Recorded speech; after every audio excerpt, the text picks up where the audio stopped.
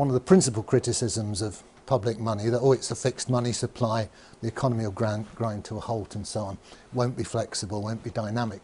Nonsense, we can lend it as well as spend it.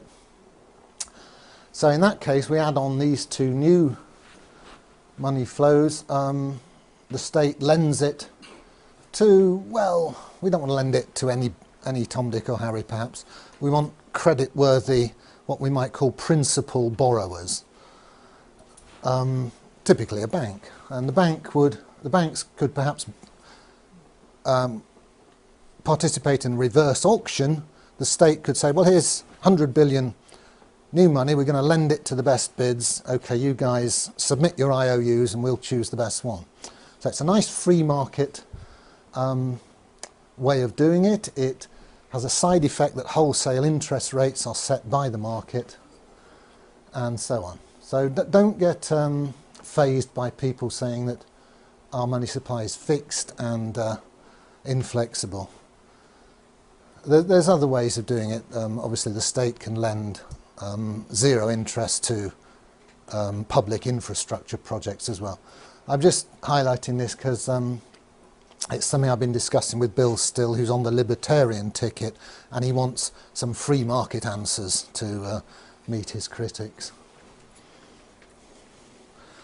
Right, here's a basic operation. It's how the banks make their profit, among other ways.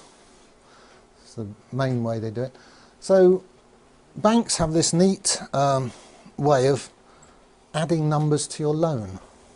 You know, you take out a £100,000 mortgage and you look at it in a few months' time, and if you've not been meeting all your payments, it's suddenly 101,000. Conversely, all the people who are making deposits with the bank, they get some interest added to their accounts. Not much these days, and the difference between what's added to loans, what adds to the bank's assets, and what's added to the customers' deposits, which increases the bank's liabilities, that's called the spread, and gives the bank a lot of its gross profit. It also, of course, charges fees and all sorts of other little niggly ways of getting money out of you. But basically the interest rate spread is their business model. The bank, as we've seen, have operating costs, same as everybody else, leaving a net profit. And this net profit is then distributed, some of it to the shareholders, some is retained, and banks, as they go on year after year retaining profits, that increases that shareholders' capital account on the balance sheet. The bank gets more valuable to its shareholders. So here's a schematic of what happens to a balance sheet when the customer pays interest to the bank. Here's the balance sheet before assets. Remember that's all the loans and so on. Liabilities, all the customer's deposits. Here's a customer with some money in the bank. Unfortunately, the bank now is demanding that money from him as interest, and he pays it. What happens to the balance sheet? Well, the assets stay the same, all the loans. That money didn't get added to his loan, it was actually paid by him.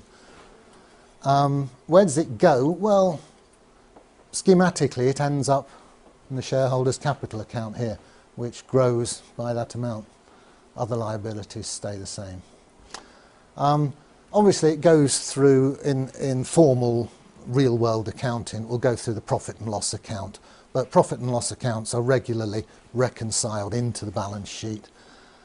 So we can say schematically that this charge on the customer, the interest, is ending up to a first approximation as shareholders' capital. And remember, if you wind the bank up, this is perfectly spendable money. Yeah. Conversely, it's just when the bank pays a little bit of interest to a customer, well, here's the shareholders' capital account, and it shrinks and the customers get some new money. That's a liability to the bank. So it's just the opposite of the previous slide.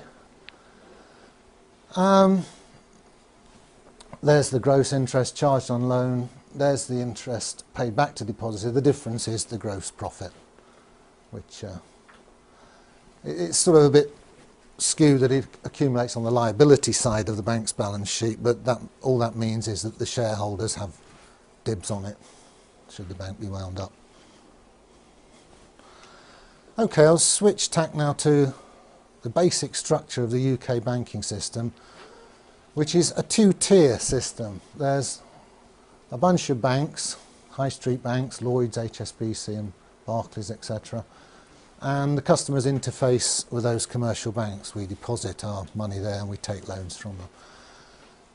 Each of those banks has its own reserve account at the Bank of England, the central bank.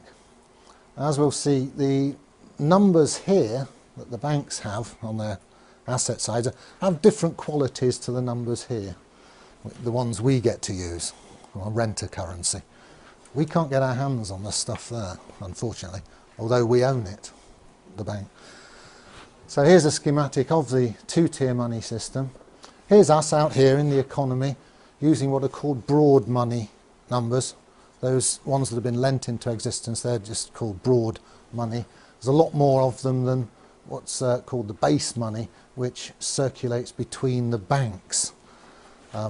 Goes from one reserve account to another within the computers at the Bank of England. So, interesting points. The causality goes that way. We do all our business, run our economy, and then at the end of each day, behind the scenes, the banks do interbank settlement using these base money numbers. And very interestingly, there's no crossover between, there's no direct crossover between the circulation of these base money numbers between the banks themselves and the circulation of the broad money numbers which you and I get to use. That curtain puts a barrier between them. There are ways, there are conduits between the two. Technically, you can buy and sell gilts here, and you can buy and sell gilts here, and the banks can order physical cash here, and we can get hold of physical cash. But as regards the electronic money, that's more or less all of our medium of exchange, these two circulations are disjoint; they don't cross over. Mike Black is going to explain this more fully this afternoon. Or later this morning, later anyway. So, here's the overall picture. There's the money numbers that we use. They come in and out of circulation as loans are taken out and repaid. Ambiguity, are they money or credit? Well, you can always have a good argument about that. To all intents and purposes, they're money. And they circulate with great complexity as we do our business, and then basically at the end of each business day, the huge number of money transfers of this sort of broad money is settled by net transfers of this sort of base money. As I said, there's far fewer of these base money numbers. They're internal to the banking system. And crucially, they're issued debt-free by the Bank of England. It's been doing quite a lot of that lately with quantitative easing. The more money numbers you have in this part of the system, the more easily the banks can settle their differences at the end of each day. Because they don't always actually transfer the numbers to each other. Sometimes they have to lend them to each other. And of course, then you've got to trust that the bank you're lending to is going to pay you back. And if they look a bit shaky, you're a bit more reluctant to lend to them. So it's quite complicated what goes on here, the inner workings of the system. I like to think of it like this. Because of the disconnect between the two circulations, we're almost moving to a system where we the people, the users, get to use these funny money numbers, and the guys running the system are settling up between themselves at the end of each business day using these other numbers. And there's getting to be such a disconnect between them, they might as well be using Smarties to settle up, because their game is to make a very good living by making the rest of us use their funny money numbers. And we gradually, since the Second World War, we've moved incrementally into this, what's now a scam. I think I'll leave it there then and take questions.